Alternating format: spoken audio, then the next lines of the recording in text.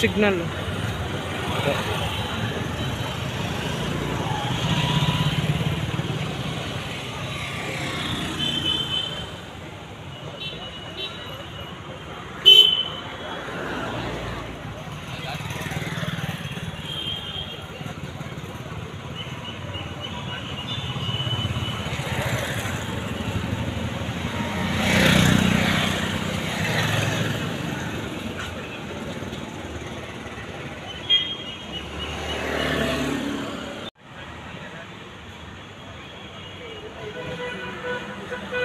ನಿಂತ್ಕೊಬಿಡಿ ಶಿವಣ್ಣವ್ರೆ, ಮುಂದೆ ಮುಂದೆ ಮುಂದೆ ನಿಂತ್ಕೊಬಿಡಿ.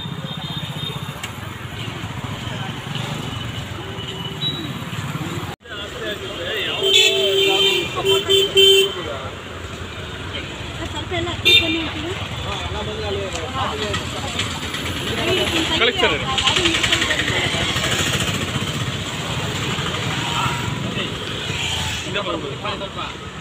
ಮುಂದೆ ಬರ್ಬೇಕಂದ್ರಪ್ಪ ನೀವು ಹಂಗಲ್ಲ ಹಿಂಗೆ ಬಂದಿದೆ ಕೊಂಚ ಬರೆಯೋದು ಮುಂದೆ ಕುಡಿದು ಬರೋದೆ ಅಲ್ಲೆಲ್ಲ ಹಿಂಗೆ ಮುಂದಕ್ಕೆ ಹಿಂಗೆ ಹಿಂಗೆ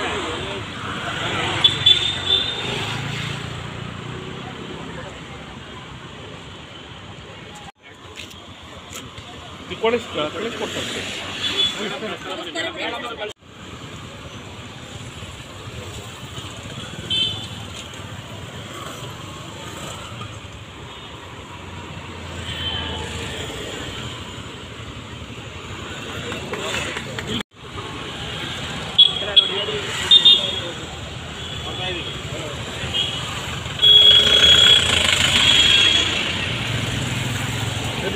ನೀವು ಈ ಕಡೆ ಬನ್ನಿ ಸರ್.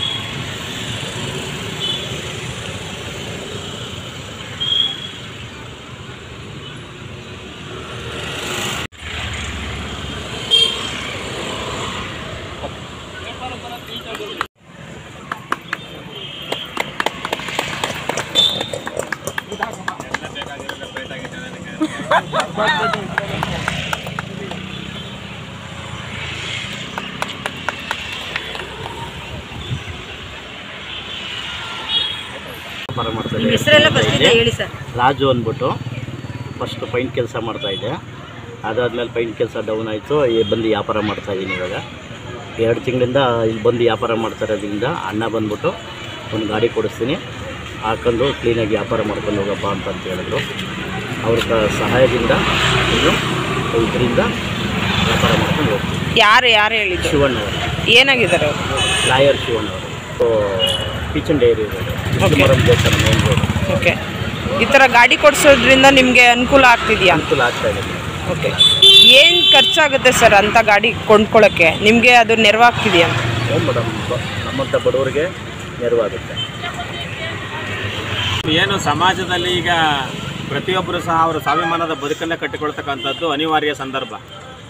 ನಾವು ಈಗಾಗಲೇ ನಮ್ಮ ಕರ್ನಾಟಕ ಪ್ರಜಾ ಪಾರ್ಟಿಯಿಂದ ಸುಮಾರು ಒಂದು 6 ತಿಂಗಳಿಂದಲೂ ಸಹ ಈ ರೀತಿಯಾದಂತಹ ಏನು ಅಂದರೆ ತುಂಬ ಆರ್ಥಿಕವಾಗಿ ಹಿಂದುಳಿದಂತಹ ಒಂದು ಜನರಿಗೆ, ಬಡತನ ಇರ್ತಕ್ಕಂಥವ್ರಿಗೆ ಒಂದು ಅವರ ಜೀವನಕ್ಕೆ ಅನುಕೂಲ ಆಗಲಿ ಅಂತೇಳಿ, ಅವರಿಗೆ ಮತ್ತು ಅವ್ರ ಕುಟುಂಬದವರ ಜೀವನಕ್ಕೆ ಅನುಕೂಲ ಆಗಲಿ ಅಂತೇಳಿ ಈ ಥರ ತಳ್ಳುವ ಗಾಡಿಗಳನ್ನು, ರಸ್ತೆ ಬದಿ ವ್ಯಾಪಾರಸ್ಥರಿಗೆ ತಳ್ಳುವ ಗಾಡಿಗಳನ್ನು ಕಾರ್ಯಕ್ರಮವನ್ನು ಹಮ್ಮಿಕೊಂಡು ಬರ್ತಾ ಇದ್ದೀವಿ.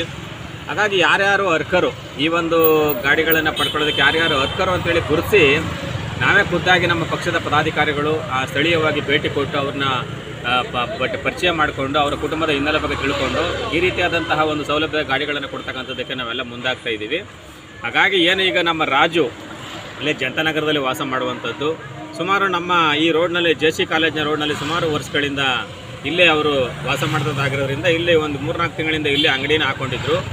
ನಾನು ದಿನನಿತ್ಯ ಅಬ್ಸರ್ವ್ ಮಾಡ್ತಿದ್ದೆ, ಇವರು ಈ ಥರ ಹೋಗ್ಬೇಕಾದ್ರೆ ಬರ್ಬೇಕಾದ್ರೆ ಅಬ್ಸರ್ವ್ ಮಾಡ್ತಿದ್ದೆ. ಹಾಗಾಗಿ ಅವರು ನಾನೇ ಹೇಳಿದೆ ಈ ಥರ ಗಾಡಿ ಕೊಡ್ತಕ್ಕಂಥ ಒಂದು ಸ್ಕೀಮ್ ಇದೆ, ನಾವು ಕೊಡಿಸ್ಕೊಡ್ತೀವಿ, ಹಾಕೊಂಡು ಮಾಡಿ, ನೀವು ಅದರಿಂದ ಜೀವನ ಮಾಡಿ ಅಂತೇಳಿ.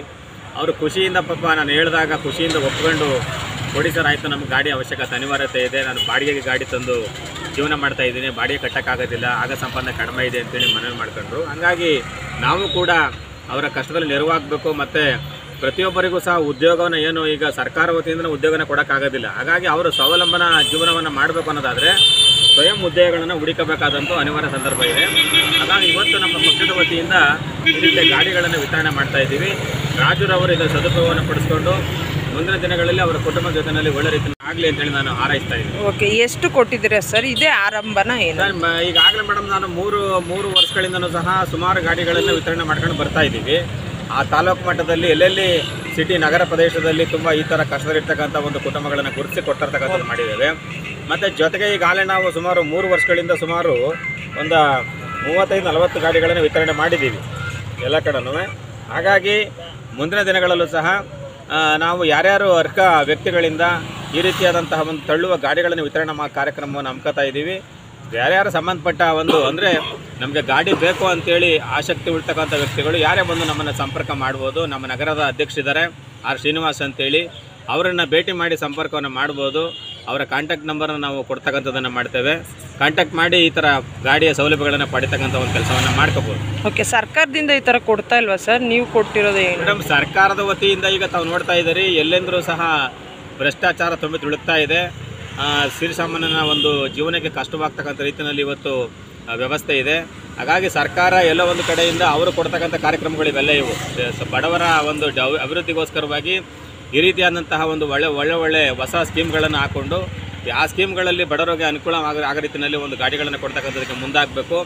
ನಾವು ಹಲವಾರು ಬಾರಿ ಕೆಲವೊಂದು ಸಲ ಒತ್ತಾಯ ಮಾಡಿದ್ದೀವಿ ಗೌರ್ಮೆಂಟ್ಗೆ ಈ ಥರದ ಕೊಡಿ ಕಾರ್ಯಕ್ರಮಗಳನ್ನ ನಂಬ್ಕೊಳ್ಳಿ ಅಂತೇಳಿ. ಆದರೆ ಸರ್ಕಾರ ಎಲ್ಲ ಒಂದು ಕಡೆಯಿಂದ ಬಡವರ ನೆರವಿಗೆ ಧಾವಿಸ್ತಾನೆ ಇರ್ತಕ್ಕಂಥದ್ದು ಅದೊಂದು ನಮ್ಮೆಲ್ಲರ ಒಂದು ದೌರ್ಭಾಗ್ಯ. ಹಾಗಾಗಿ ನಾವು ಒಳ್ಳೆ ಸೇವೆಗಳನ್ನು ಮಾಡ್ತಕ್ಕಂಥ ಒಂದು ಕಾರ್ಯವನ್ನು ಮಾಡ್ತಾ ಇದ್ದೀವಿ. ಆ ಸರ್ಕಾರವೇ ಈ ರೀತಿಯ ಒಂದು ಕಾರ್ಯಕ್ರಮಗಳನ್ನು ಹಮ್ಮಿಕೋಬೇಕು ಅಂತ ನಾನು ಸರ್ಕಾರಕ್ಕೆ ಮನವಿಯನ್ನು ಮಾಡ್ತೀನಿ. ಓಕೆ. ಏನು ವೆಚ್ಚ ತಗಲುತ್ತೆ ಸರ್? ನಿಮ್ಮ ಬರೀ ಕೈಗಾಡಿನ ಬೇರೆ ಏನು ಕಾರ್ಯಕ್ರಮ ಮಾಡಿದ್ರಿ? ಮೇಡಮ್, ಒಂದು ಗಾಡಿಗೆ ಕೈಗಾಡಿ ತಳ್ಳುವ ಗಾಡಿ ಏನು ಒಂದು ಗಾಡಿ ಇದು ಪ್ರಿಪ್ರೇಷನ್ ಆಗಿ ಒಂದು ಈ ಥರದ ಒಂದು ಅಂತಿಮವಾಗಿ ಅದು ಸಿದ್ಧತೆಗೊಳ್ಳಬೇಕು ಅಂದರೆ ಒಂದು ಗಾಡಿಗೆ 20,000 ರೂಪಾಯಿ ಖರ್ಚಾಗುತ್ತೆ. ಆ 20,000 ರೂಪಾಯಿಗಳನ್ನು ಏನು ಅಂಗಡಿ ಗಾಡಿನ ಮಾಡ್ತಕ್ಕಂಥ ಒಂದು ತಯಾರು ಮಾಡ್ತಕ್ಕಂಥ ವ್ಯಕ್ತಿಗಳಿದ್ದಾರೆ, ಅವ್ರುಗಳಿಗೆ ಹಣವನ್ನು ಕೊಟ್ಟು ಗಾಡಿಗಳನ್ನ ತಯಾರು ಮಾಡ್ತಕ್ಕಂಥದ್ದಾಗುತ್ತೆ. ಅದಾದಮೇಲೆ ನಾವು ಗಾಡಿಗಳು ತಯಾರಾಗಬೇಕಾದ್ರೆ ಹೆಚ್ಚು ಕಡಿಮೆ ಒಂದು ಗಾಡಿ ತಯಾರಾಗಬೇಕಾದ್ರೆ 1 ವಾರ ಹಿಡಿತದೆ, ಟೈಮ್ ಹಿಡಿತದೆ. ಅದೆಲ್ಲ ಆದ ನಂತರದಲ್ಲಿ ನಾವು ಗಾಡಿಗಳನ್ನು ವಿತರಣೆ ಮಾಡ್ತಕ್ಕಂಥದ್ದನ್ನು ಮಾಡ್ತಾ ಇದ್ದೀವಿ. ಓಕೆ. ಹಿಂದೆ ಅವರು ಹೇಗೆ ವ್ಯಾಪಾರ ಮಾಡ್ತಿದ್ರು? ಬಾಡಿಗೆ ತೊಗೊಂಡು ಮಾಡ್ತಿದ್ರ ಹೇಗೆ? ಅದೇ ಇವರು ಹಿಂದೆ ನಮ್ಮ ರಾಜು ಅವ್ರು ಈಗೇನು ಗಾಡಿನ ಕೊಟ್ಟಿದ್ದೀವಿ, ಈ ರಾಜು ಅವರು ಹಿಂದೆ ಯಾರೋ ಬೇರೆಯವರಿಂದ ಬಾಡಿಗೆಗೆ ತಗೊಂಡು ಮಾಡ್ತಾ ಇದ್ದೀನಿ ಅನ್ನೋ ಮಾಹಿತಿ ಇದೆ. ಹಾಗಾಗಿ ಬಾಡಿಗೆಗೆ ದಿನಕ್ಕೆ ಅದೆಷ್ಟು 100 ರೂಪಾಯಿ ದುಡ್ಡನ್ನು ಕೊಟ್ಟು ಅವರು ಪಾಪ ಜೀವನವನ್ನು ಮಾಡ್ತಕ್ಕಂಥದ್ದು, ವ್ಯಾಪಾರ ಮಾಡ್ತಕ್ಕಂಥದ್ದು, ಮತ್ತು 100 ರೂಪಾಯಿ ಕೊಡ್ತಕ್ಕಂಥದ್ದಕ್ಕೂ ಸಹ ತುಂಬ ಕಷ್ಟವನ್ನು ಪಡ್ತಕ್ಕಂಥದ್ದನ್ನು ನೋಡ್ತಾ ಇದ್ದೆ ಅವರು. ಯಾಕಂದ್ರೆ ದಿನನಿತ್ಯ ಇಲ್ಲಿ ವ್ಯಾಪಾರ ಆಗ್ತಕ್ಕಂಥದ್ದು ಒಂದು 200, 150, 300 ಆಗ್ಬೋದು. ಅದರಲ್ಲಿ 100 ರೂಪಾಯಿ ಅವ್ರಿಗೆ ಕೊಟ್ಟರೆ ಉಳಿತಕ್ಕಂಥದ್ದು ಒಂದು 100, 150 ರೂಪಾಯಿ ಉಳಿಬೋದು. ಅದರಿಂದ ಆ ದುಡ್ಡನ್ನ ಇಟ್ಕೊಂಡು ಅವರ ಕುಟುಂಬ ನಿರ್ಮಾಣ ಮಾಡ್ತಕ್ಕಂಥದ್ದು ಕಷ್ಟ ಆಗುತ್ತೆ. ಹಾಗಾಗಿ ನಾವು ಉಚಿತವಾಗಿ ಈ ಥರ ಗಾಡಿಗಳನ್ನು ಕೊಡ್ತಕ್ಕಂಥ ಒಂದು ಕಾರ್ಯಕ್ರಮವನ್ನು ಮಾಡ್ತಾ ಇದ್ದೀವಿ. ತಿಂಗಳಿಗೆ 3,000 ದುಡ್ಡನ್ನು ಉಳಿಸೋ ಪ್ರಯತ್ನ ಮಾಡಿದ್ದೀರಾ ನೀವು ಜೀವನ ಕಟ್ಕೊಳ್ಳಿ? ಏನು ಮೇಡಮ್, ನಮ್ಮ ಹಳ್ಳಿ ಸೇವೆ, ನಮ್ಮಿಂದ ಒಂದು ಮಾಡ್ತಕ್ಕಂಥ ಹಳ್ಳಿ ಸೇವೆಗಳನ್ನು ಮಾಡ್ತಾ ಇದ್ದೀವಿ. ಅದನ್ನು ಸದುಪಯೋಗ ಪಡಿಸ್ಕೊಂಡು ಈ ಒಂದು ಗಾಡಿಯಿಂದ ಅಭಿವೃದ್ಧಿ ಆಗ್ತಕ್ಕಂಥದ್ದು ವ್ಯಾಪಾರ ಮಾಡ್ತಕ್ಕಂಥ ಒಂದು ಅವ್ರಿಗೆ ಸಲ್ಲುತ್ತದೆ. ರಾಜು ಅದರ ಒಂದು ಸದುಪಯೋಗವನ್ನು ಪಡಿಸ್ಕೋಬೇಕು ಅಂತ ನನ್ನ ಮನೆ. ಅರ್ಜಿಗಳು ಏನಾದರೂ ಬಂದಿದೆಯಾ ಸರ್? ಈಗ ಎಷ್ಟು ಹಲವಾರು ಮೇಡಮ್, ನಾನು ಲಾಯರ್ ಆಗಿ ಮೂಲತಃ ನಾನೊಬ್ಬ ನ್ಯಾಯವಾದಿ ಆಗಿದ್ದೀನಿ. ನಾನು ಆಫೀಸಲ್ಲಿ ಕೂತಿರ್ಬೇಕಾದ್ರೆ ಹಲವಾರು ಜನರು ಸಹ ಅವರವ್ರ ಸಮಸ್ಯೆಗಳನ್ನು ಒತ್ತು ತರ್ತಾರೆ, ಕಷ್ಟಗಳನ್ನು ಹೇಳ್ಕೊಂಡು ಒತ್ತು ತರ್ತಾರೆ.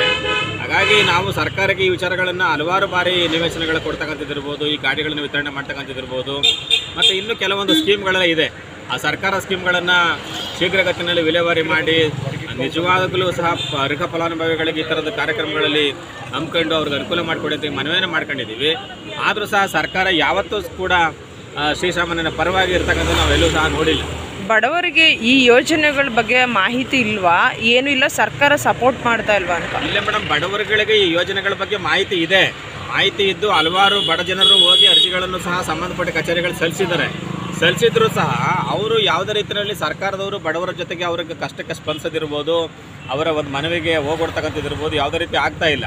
ಹಾಗಾಗಿ ಸರ್ಕಾರ ಎಲ್ಲೋ ಒಂದು ಕಡೆಯಿಂದ ಬಡ ಜನರ ಅವರ ಏನು ಮೂಲಭೂತವಾದ ಹಕ್ಕು, ಜೀವನ ಮಾಡ್ತಕ್ಕಂಥ ಹಕ್ಕು, ಮತ್ತು ಯಾವುದೇ ಒಂದು ವ್ಯಾಪಾರವನ್ನು ಯಾವುದೇ ರೀತಿ ಸಾಮಾಜಿಕ ಹಾನಿ ಆಗದ ರೀತಿಯಲ್ಲಿ ವ್ಯಾಪಾರವನ್ನು ಮಾಡ್ತಕ್ಕಂಥ ಹಕ್ಕೇನಿದೆ, ಆ ಹಕ್ಕನ್ನು ಇವರು ಮಾಡ್ಕೊಂಡು ಹೋಗೋದಕ್ಕೆ, ಸ್ವಾಭಿಮಾನದ ಹಕ್ಕನ್ನು ಅವರು ಮಾಡ್ಕೊಂಡು ಹೋಗೋದಕ್ಕೆ ಅವಕಾಶಗಳನ್ನು ಮಾಡಿಕೊಡದೇ ಇರತಕ್ಕಂಥದ್ದು ನಿಜಕ್ಕೂ ಸಹ ಅದೆಲ್ಲರೂ ನಮ್ಮ ದೌರ್ಭಾಗ್ಯ ಅಂತೇಳಿ ನಮ್ಮ ಮೊದಲು ಹೇಳಿದಾಗ ಹೇಳ್ಬೋದು. ಹಾಗಾಗಿ ಸರ್ಕಾರ ಈ ರೀತಿಯ ಕಾರ್ಯಕ್ರಮಗಳನ್ನು ನಂಬ್ಕೊಂಡ್ರೆ ಎಲ್ಲೋ ಒಂದು ಕಡೆಯಿಂದ ಬಡ ಜನರಿಗೆ ಅನುಕೂಲ ಆಗುತ್ತೆ ಅಂತೇಳಿ ನನ್ನ ಆಶಾಭಾವನೆ. Okay, thank you. Nandini, Bharat news TV, Mysuru.